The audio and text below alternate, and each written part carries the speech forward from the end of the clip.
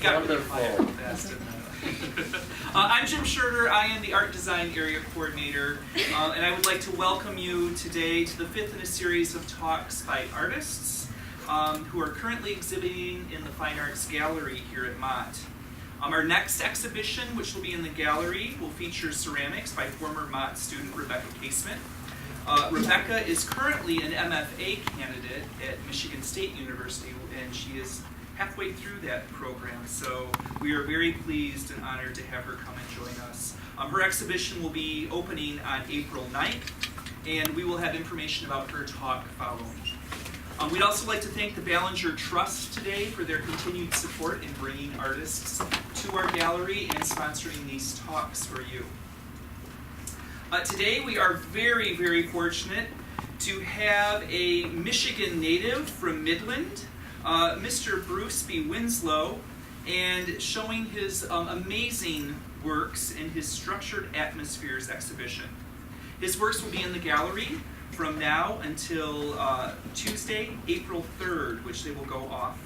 And that will come down in such a short amount of time, but we're lucky to have them while they're here. So, Bruce earned a Master of Fine Arts degree in painting and art history from Pratt University Graduate School of Fine Arts in Brooklyn, New York. He earned a Bachelor's of Fine Arts in painting and biology from Central Michigan University School of Fine Arts in Mount Pleasant, Michigan. And he recently retired after 29 years at the Midland Center for the Arts in Midland, Michigan, where he served as the director and curator of the Alden B. Dow Museum of Science and Art, which is a good combination for that undergraduate degree. Yes. Yeah, well, you were like, it was perfect for you, wasn't it? So life has a way of working out that way. So he had many solo exhibitions, including Central Michigan University, Midland Center for the Arts, and the Golden Gallery in Bay City. So it is my honor and privilege to introduce Bruce B. Winslow to you today. So thank you.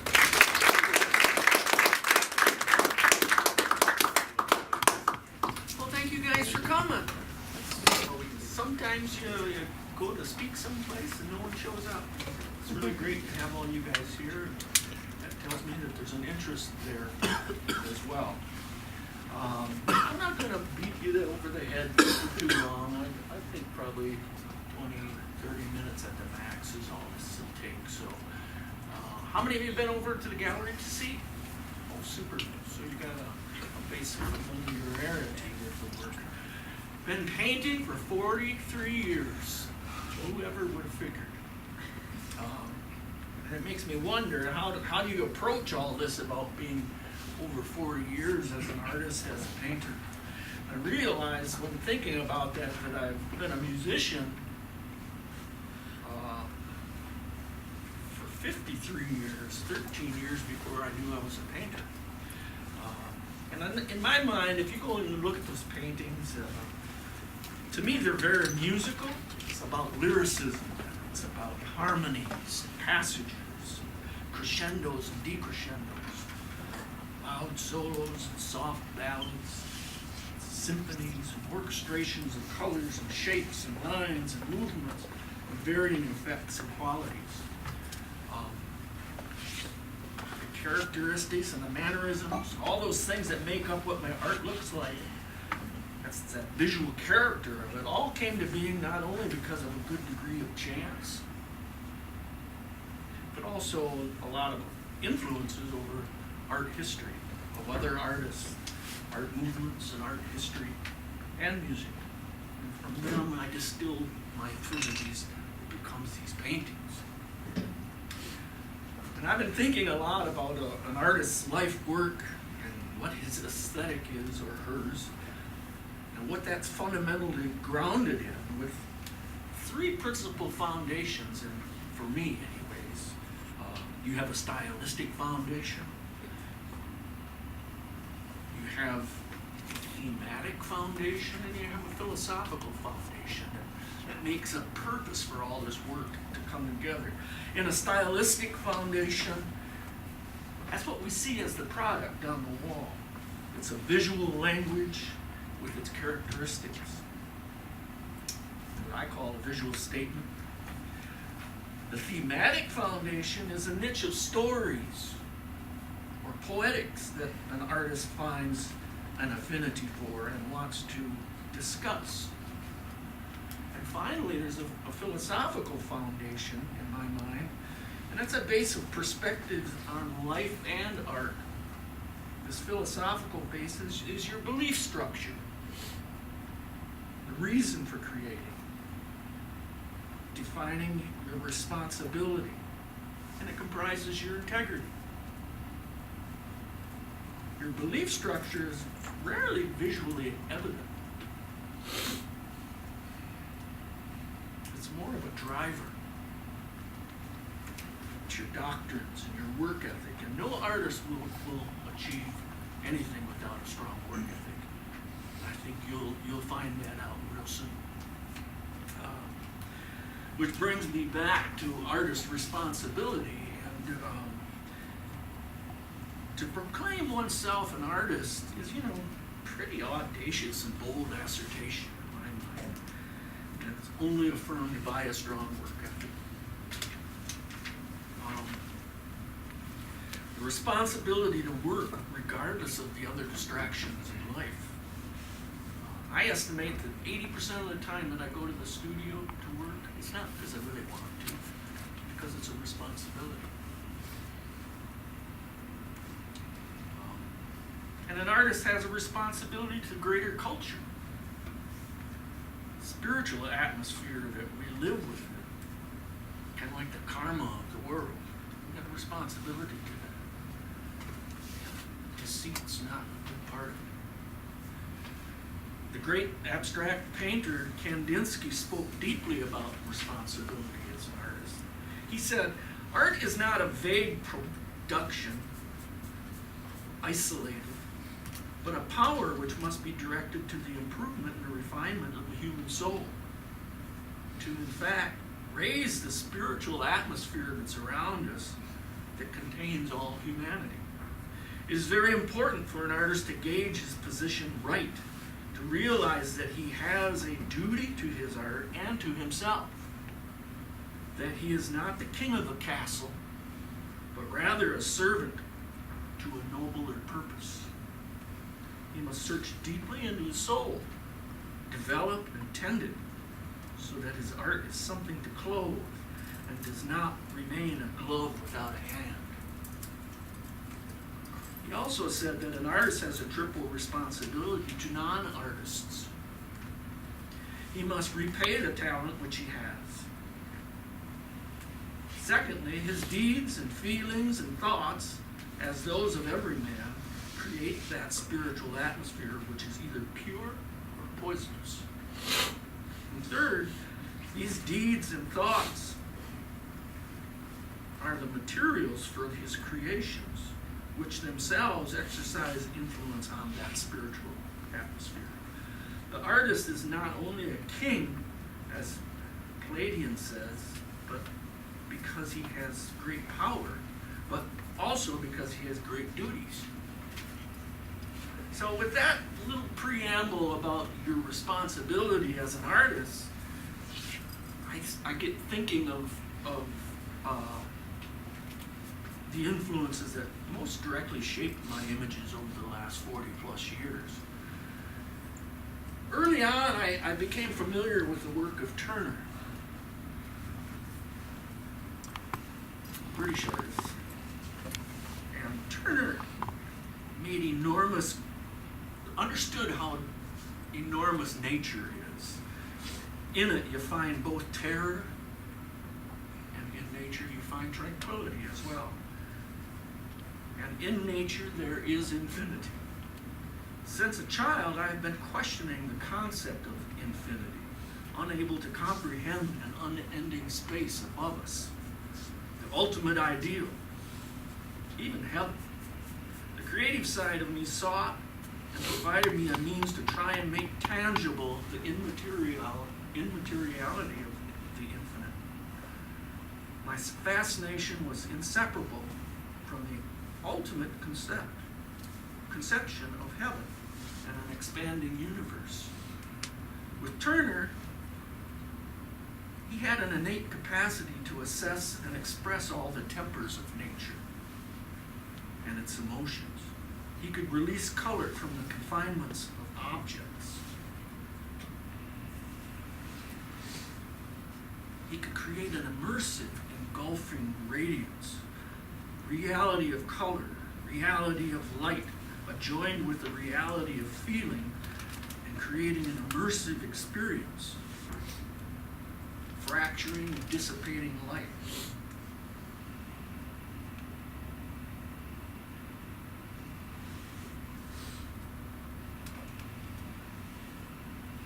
So in his work, he fractured light, he diffused light, he dissipated light, he distorted light. He created a misty, fog-like atmosphere, which brings us back to my objectives in creating an atmosphere that's believable. And his vision of working with light preceded the Impressionists' preoccupation with light by a full 50 years.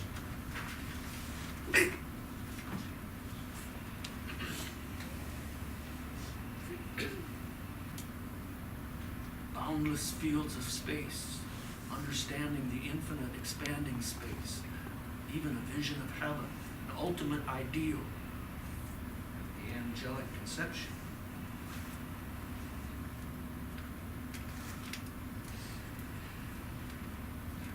And this led me to Giovanni Tiepolo. He was a Venetian painter who was arguably the greatest painter of the 18th century Europe, the last master of the grand manner of Baroque and Rococo art. His art celebrates a world of ancient history and mythology, the scriptures and legends, creating grand theatrical images. He sought to create perspective illusions to paint away the ceilings of great churches and palaces across Europe to reveal visions of the heavens. Simply put, they were great manifestos, tour de force performances, if you will. See his paintings up there in the ceilings, where he just paints the ceiling away. And he worked a lot with the themes of the allegory, themes of the apotheosis. His cool colors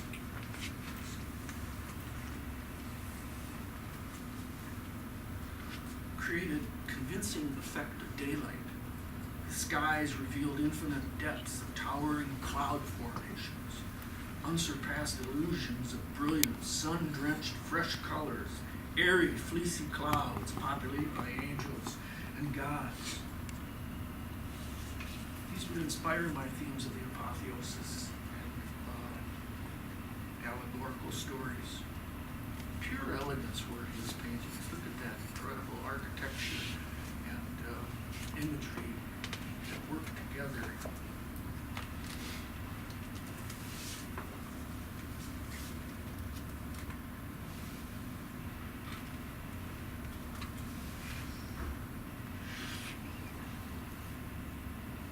Aren't they beautiful paintings? Just sweet. You see one in person and you just know how fine a painter he was. This is a very early painting that I did in 1978 when I first found my mature visual language that kind of acted as a foundation for the following 40-some years of creation. Can you see the similarity in my imagery and the inspiration that comes from Tiepolo?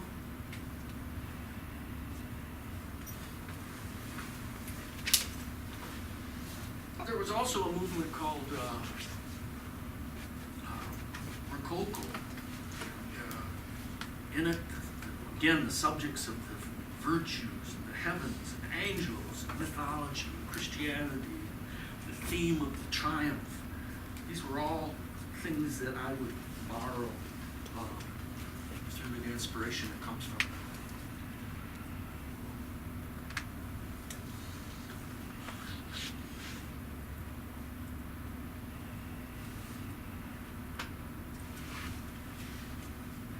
I think what we need to do now is leap to the 20th century for the influence of the Surrealists and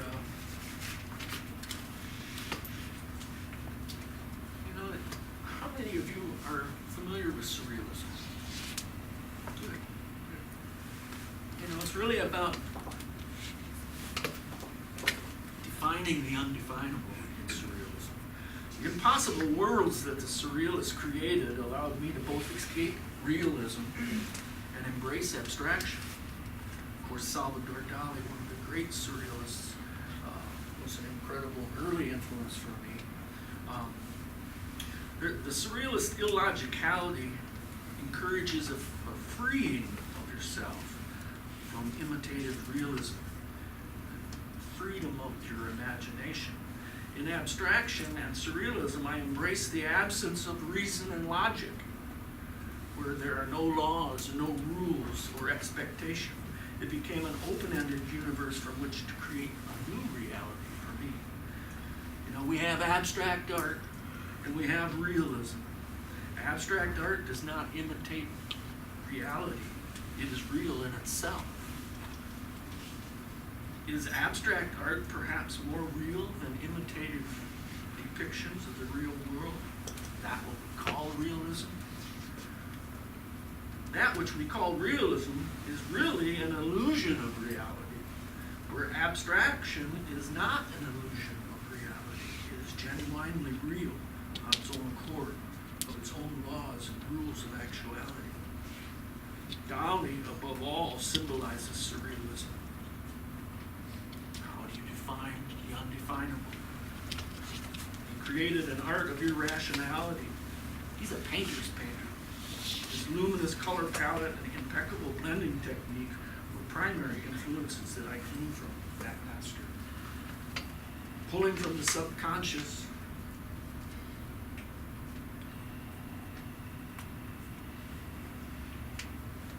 made his art a romanticism of dreams and fantasies, of visions and memories, a dream world painted so precisely and realistically that it was more real and tangible than observed nature, a contradiction where the unreal becomes impossibly real.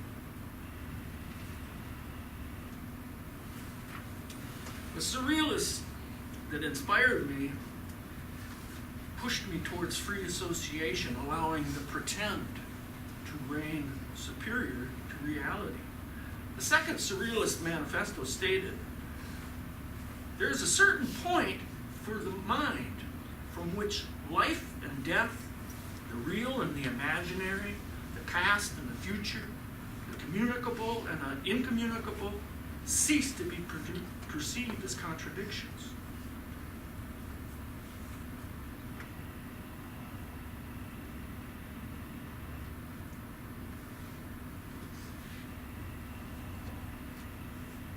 I also do figurative work, and this is a surrealist work that I thought I'd show as a compliment to the Salvador Dali images I brought you.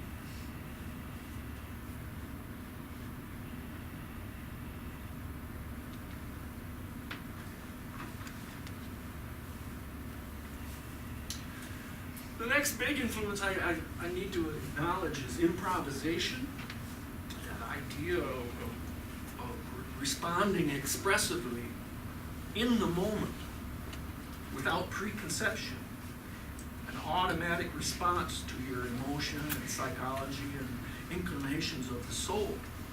The improvisational approach to painting is much the same way as a musician improvises during an unwritten, unplanned saxophone solo in jazz or a lead guitar solo in rock and roll or the blues. I think you'll find that in looking at my paintings that there's a lot of improvisational mark making in there, and I'll talk about that. But Kandinsky, regarded as the founder of abstract art in the first 2 decades of the 20th century, his legacy is unique for his early ability to create purely abstract work through experimentation with improvisation. He was certainly the first to write extensively about the legitimacy of abstraction, free from reality. He said, of all the arts, abstract painting is the most difficult. It demands that you know how to draw well, that you have a heightened sensitivity for composition and for color, and that you be a true poet, and that's essential. And he also talked about a concept called the inner need.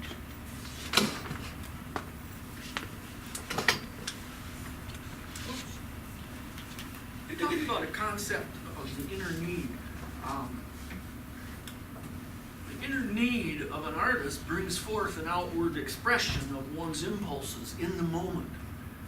That word again, improvisation. He said, Kandinsky said, from the point of view of the inner need, no limitation must be made. The artist may use any form which his expression demands, for his inner impulse must find a suitable outward expression. So improvisation is clearly a major part of how I create a canvas, not only through improvisational mark making, but also by pouring pigments into pouring solvents and varnishes into wet pigments and allowing gravity to move that around. And so, in my mind, improvisation is a key part of my visual language. Another part of my visual language was inspired by the abstract expressionists. Here we see William de Kooning, a master of improvisation, and also Gorky, Arshile Gorky, were important influences from the abstract expressionist movement who influenced me.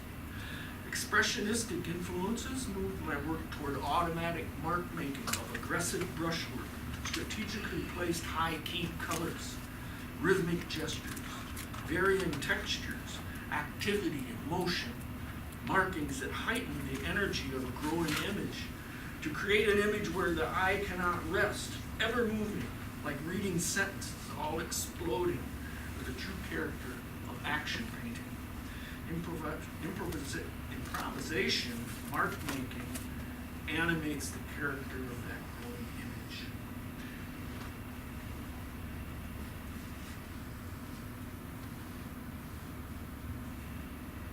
Arshile Gorky, one of the earliest abstract expressionists, working with a very improvisational method. Another influence, technique. We're talking about techniques now. Early on, we talked about themes primarily. I'm talking about techniques that I started bringing into my visual language.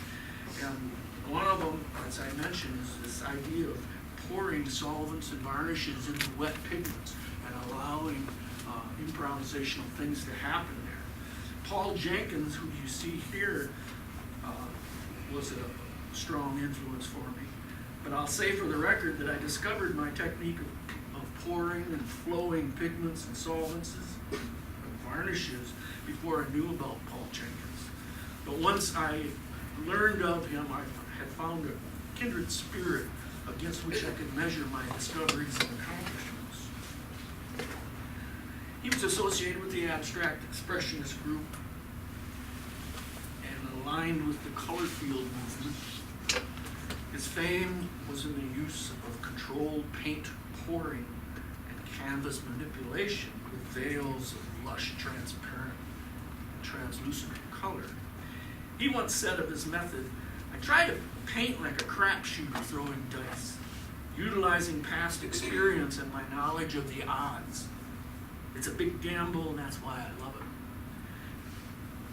So, techniques that I picked out and took possession of to make my visual language, this idea of pouring solvents and varnishes, using gravity as a means to a new visual effect, tilting a canvas this way, tilting it this way, and allowing these liquid components to flow, flowing color instead of brushing it, celebrating that improvisational happenstance and manipulating it, experimenting with strategic use of high gloss versus matte surfaces as well.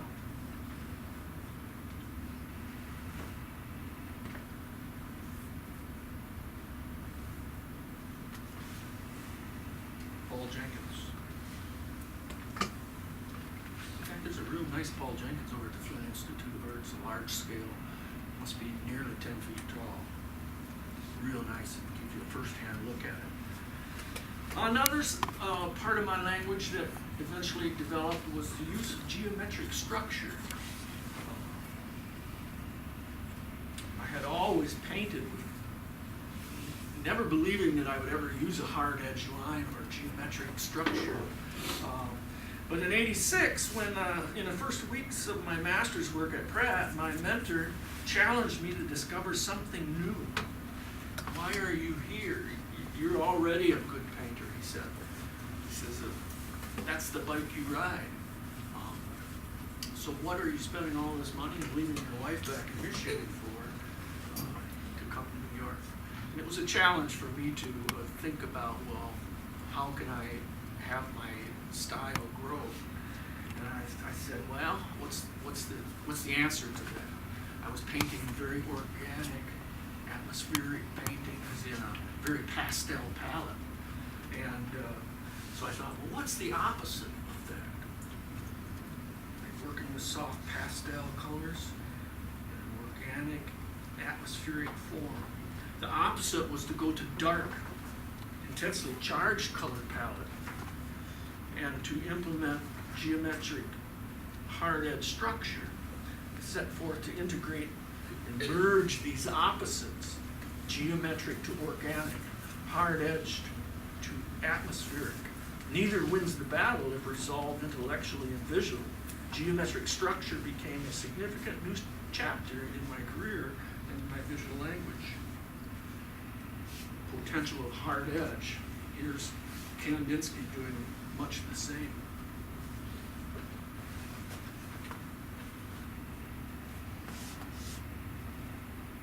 So here you can see how it's very organic and atmospheric, flowing, and then you structure it with geometry to kind of ground what is otherwise limitless atmosphere by introducing possible geometric structure, almost architectural structure.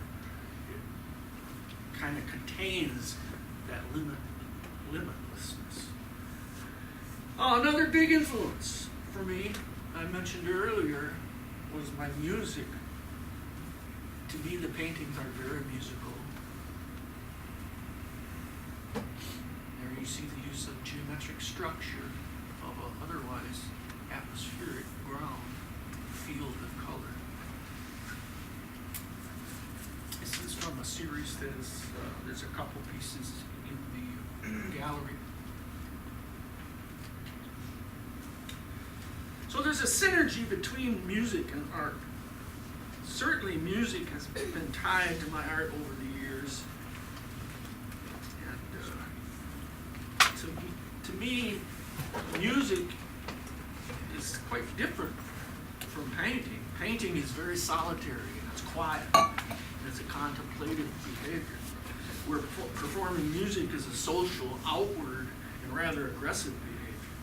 Painting leaves behind a physical form of permanence, an object, while music is abstract in nature. It has no object. Music fades into the air, becoming a memory. Yet it can exist in your mind, even to hear it silently. That song you can think of, the one that keeps you awake at night, but has no physical form. Kandinsky, who I keep returning to, knew of that synergy between art and music, and he had the capability to imagine sound as color. He said, color is the keyboard, the eyes are the hammers, the soul is the piano with many strings, and the artist is the hand that plays, touching one key and then another to cause a vibration in the soul. He wrote, in music, a light blue is like a flute. A darker blue is like a cello. And still darker, a thunderous double bass. White has a harmony of silence, like pauses in music that break temporarily the melody. It's not a dead silence, but one pregnant with possibilities. A totally dead silence, on the other hand, a silence with no possibilities, has an inner harmony of black. In music, it's represented by one of those profound and final pauses, after which any continuation of the melody seems a dawn of another world. The intensification of yellow increases the painful shrillness of its note. In music, red is the sound of trumpets, strong, harsh, and ringing. Violet in music is an English horn, or the deep notes of wood instruments like a bassoon, and so forth. And I find a lot of that is very inspiring. It's Kandinsky and his improvisational manner of working. There was also a couple of music movements in the early 20th century, Orphism and Synchronism, which were abstract art movements in the first quarter of the 20th century that referenced the relationship between music and art, especially in that musicality of color. He believed that colors could be orchestrated in the same harmonious way that a composer arranges notes in a symphony. These thoughts interested me, and so that correlation of music to art, these are examples of synchronism and orphism.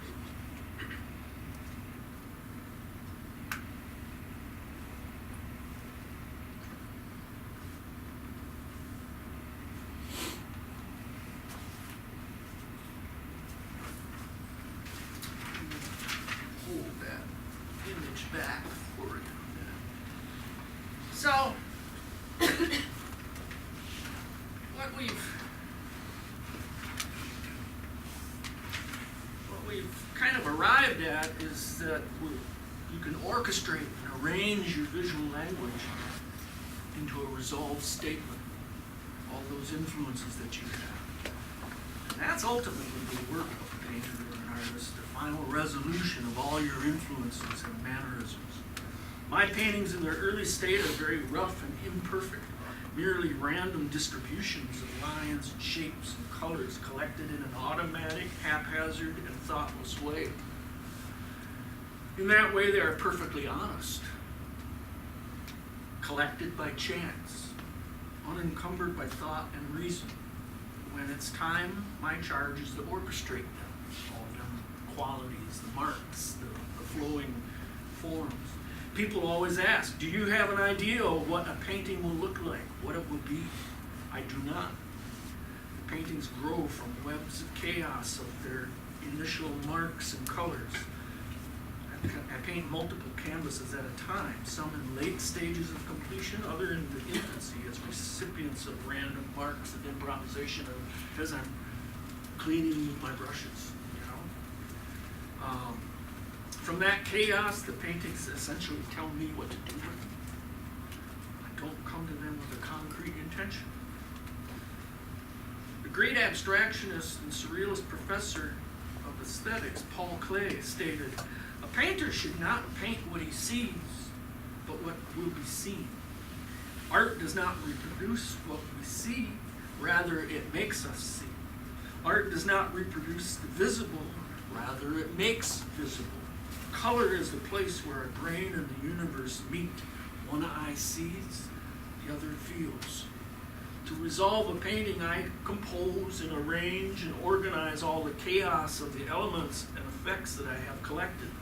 My charge is to ultimately purify their compound imperfections, areas that continually call out to my eye to be changed, obliterated, purified, and resolved.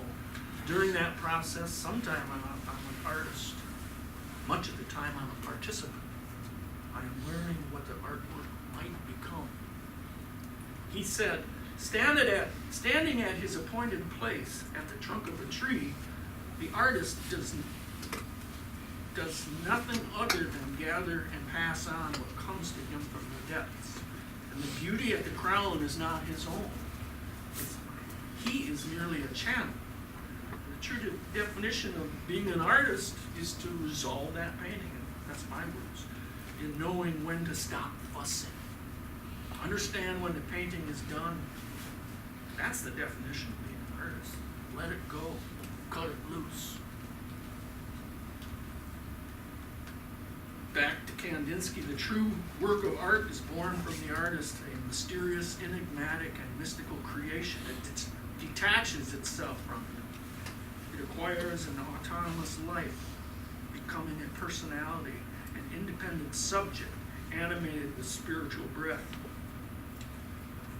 We pull works from our being, and once they are created, we sign them coldly on to the next.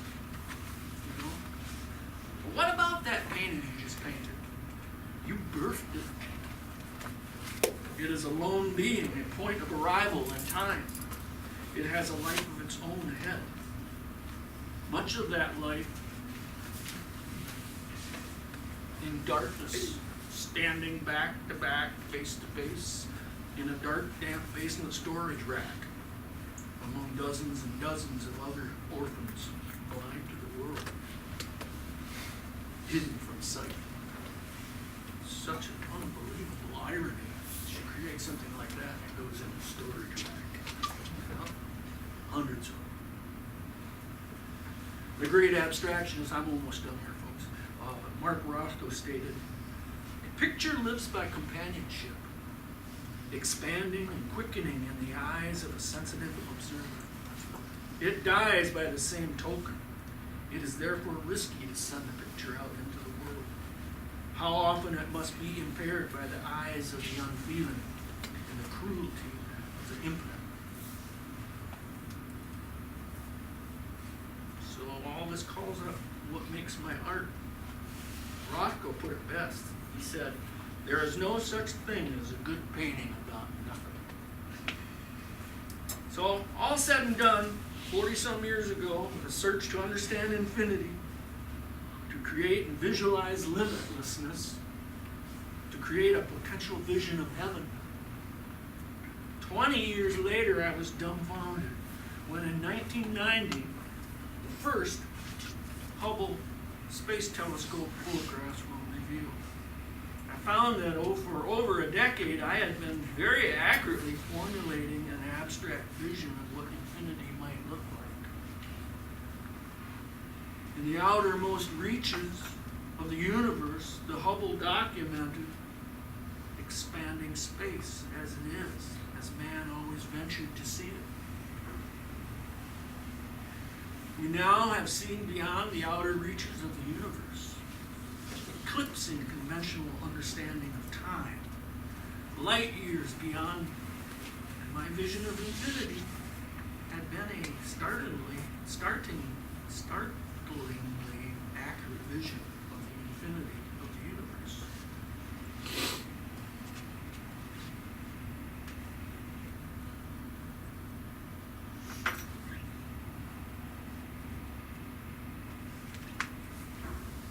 So in conclusion, we've addressed the artists who influenced my work, stylistically and thematically, and those that shaped my technical manipulation of the art materials and the mannerisms of working. We've looked at the influence of music. We've touched on my belief structures that shape one's responsibility as an artist. All this discussion amounts to the foundations of my aesthetic and visual language. My belief is that one's aesthetic determines one's legitimacy. And one's legitimacy hopefully affirms one's authenticity. So I'm humbled by the fact that you guys gave me your attention today. Awful nice of you. And I hope that you'll go and just sit and be quiet in front of the work and enjoy it. Think about what's making your art take form. What are the things that make up your visual language? You all sit on the phone talking, and all of a sudden you find out you're scribbling in the margin. Some of you make the tornado shape. Some of you make boxes. Some of you make squigglies. Those are all affinities you have. Start collecting the kind of marks you like to make and the kind of qualities that affect you, and that'll eventually gel itself in a visual language that is your own. Thank you, guys.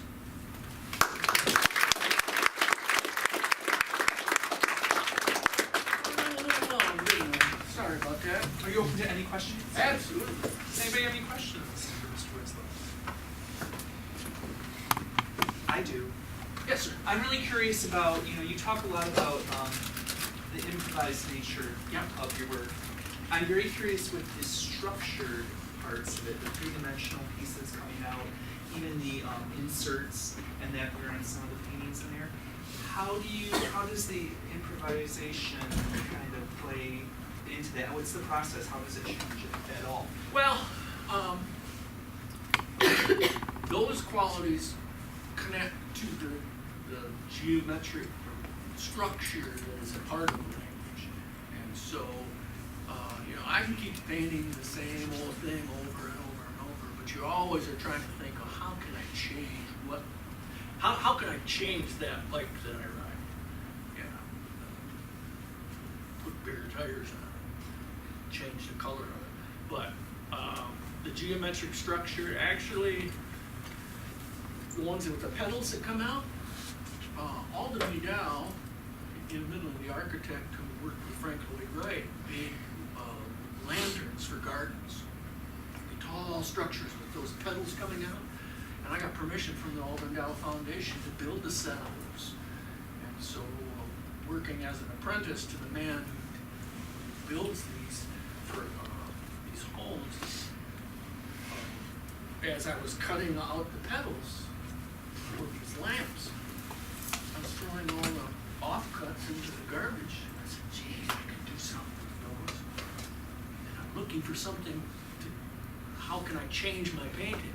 So I took all them scrap pieces of wood, the compound angles that came directly from Alden Vidal's architectural drawings, and I put together those inserts that go in there as a way to structure it, as a way to change the nature of the kind of painting I'm doing.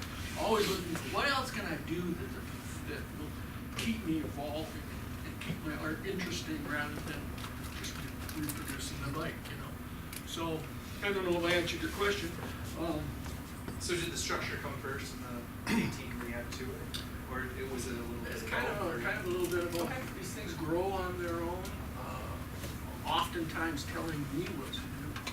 But I knew I had these off-cut pieces of beautiful clear cedar that needed to be utilized for something. And I was inspired by Alden Vidal's lights, so I said, well, what if I create an assemblage that could be inserted into a painting? And much like now I'm using reflective surfaces like mirrors and surfaces that reflect light, color, and so forth. I'm trying to figure out what's the next thing I do. Good question. Keep paintings changing. Keep your artwork growing and evolving and fresh. Yes, sir. I have a question. We talked about the corollary between music, the relationship between music and the art, the painting part.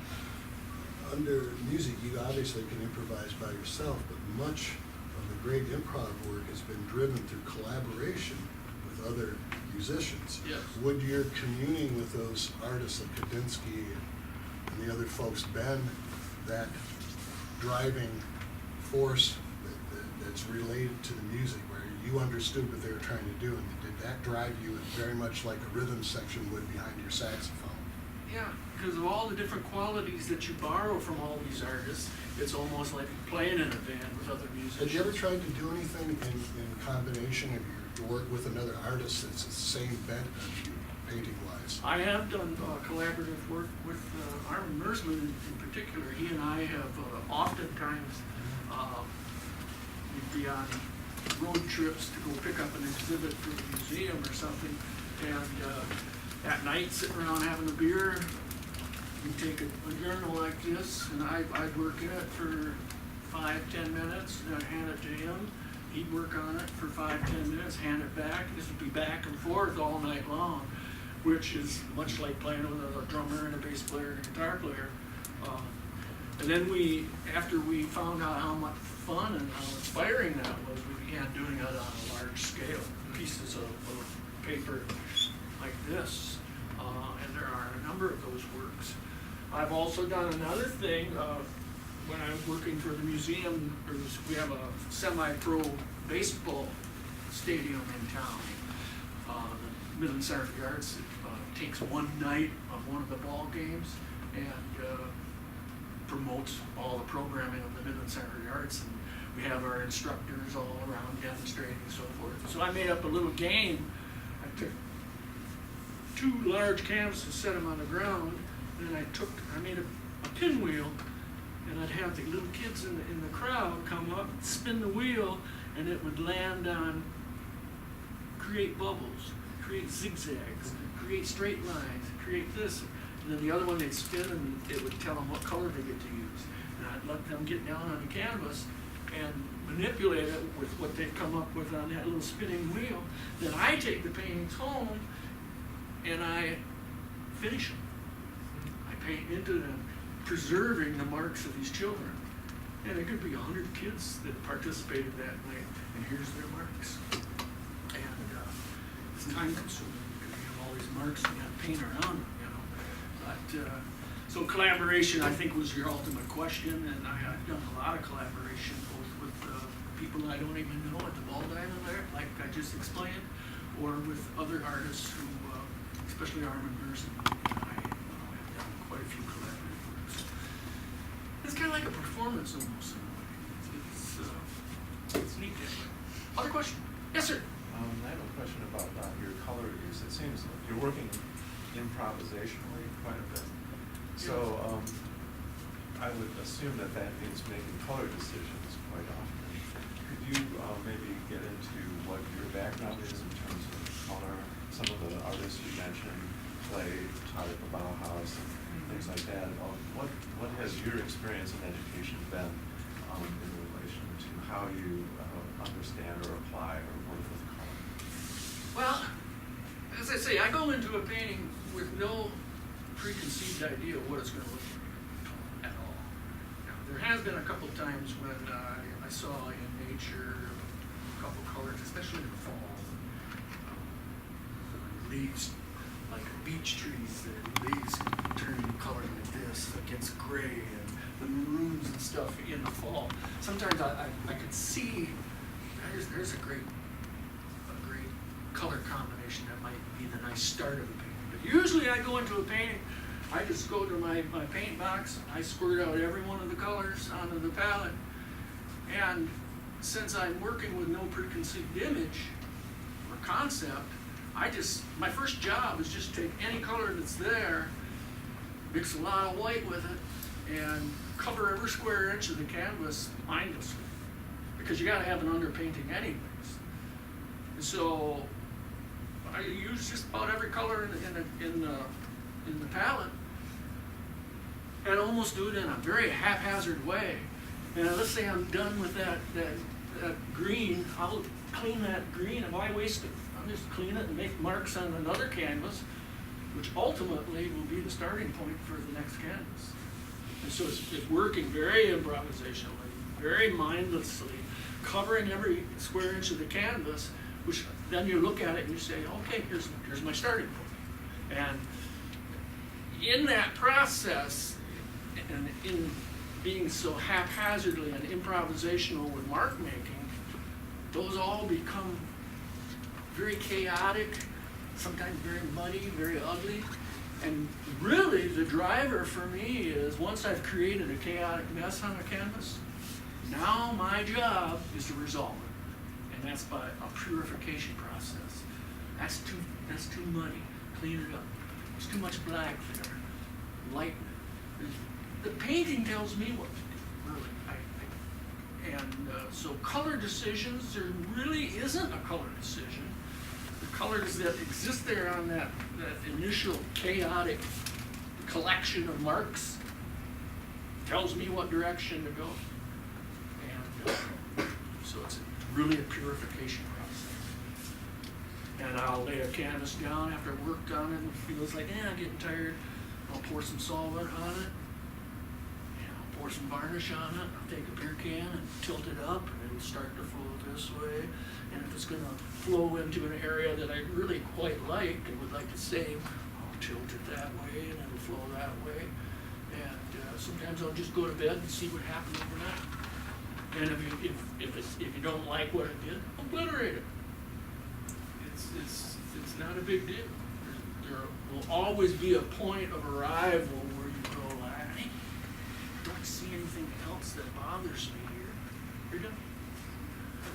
And so conscious color choices, I don't make because I use all the colors in the palette that I squirted out, and ultimately that covers the entire canvas as an underpainting and as a starting point for where I'm headed. Pretty haphazard, Jack. Anything else? I might have a couple questions, but I just want to say, you know, he touched on, so those of you that are students here, but just plain as artists, a lot of the stuff he touched on is, you know, stuff that you're taught all the time, or told at least all the time. Put down all of your colors. Don't limit yourself. You don't know, you know, art is one big problem, right?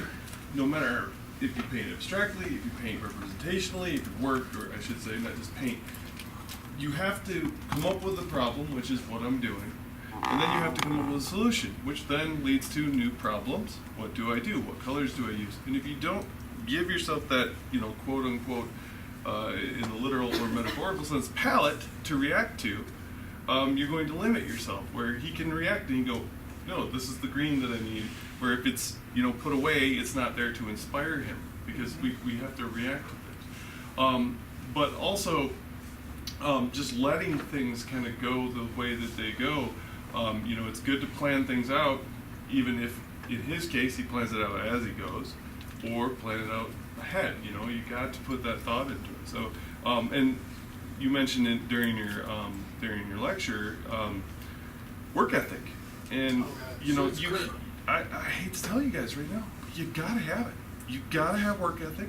If you don't have it now, that's fine, but somewhere it's gotta come in, because if you don't have work ethic, if you don't have passion for what you're doing, you don't find it someday, guess what's gonna happen when you're out of school, right? Well, you know, I think one of the key things I said in my talk was that 80% of the time I go to the studios, I really don't want to. Right. I'd rather go drink a beer and watch the news or something.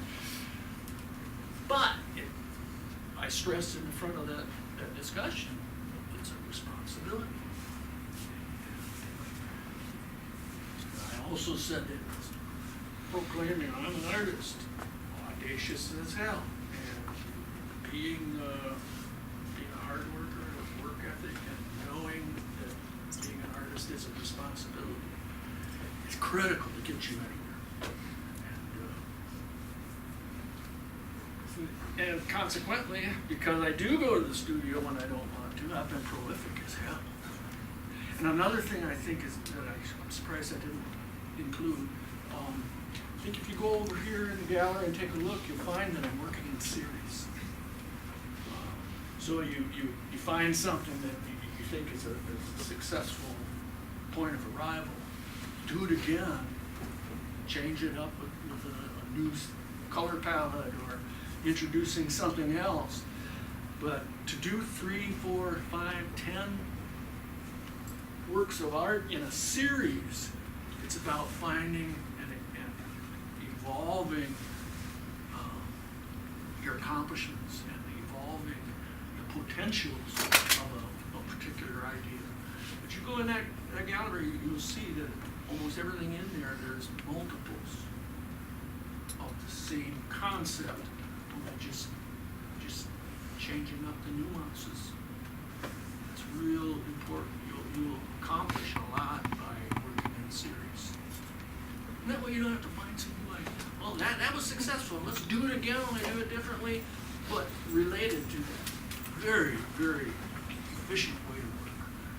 And I didn't consciously know I was doing that until I had a retrospective exhibit at the Center for the Arts back in 2013. I brought in 100 works of art and started putting them in the chronology, and I went, oh my God, I didn't realize I was working in series so consistently. And then it brings continuity to your body of work. You can note when you go in there, except for one, all the frames match. You know, build continuity from work to work. So I put up 100 works of art at the Midland Center for the Arts, and they all had the same frame. And there's another thing, presentation. Mhm. Oh, God. You can do the fine, fine work of art if you don't put a good mat on it, a good frame on it. Avoid colored mats, gray, beige, black, white, you know. Don't let your presentation get in the way of the voice of your artwork itself. So, anything else? You guys have been great, appreciate it. Sure. No, that's all right. I'll talk to you later. Okay. Good. Thanks for sticking around, Thanks, guys. guys. Appreciate it. Thank you all for coming today. Before you leave, I just want to make one final announcement to you. On April 13th, we will be holding a one-day conference called Work Arts, Making a Living in the Arts here at Mott. It's going to be held in our RTC Regional Technology Center up on the hill. It was from 8:30 to 3:30 in the afternoon. And some of these things that Bruce was discussing about presentation and how you build yourself, consistency and series and stuff like that, are all the kind of things we'll be talking about. We'll have a wide array of speakers from all aspects of the visual and performing arts speaking on different topics and how you will be successful. So we hope you will join us for that. So, and again, thank you for your Thank time you folks today. for So. having me. Appreciate it.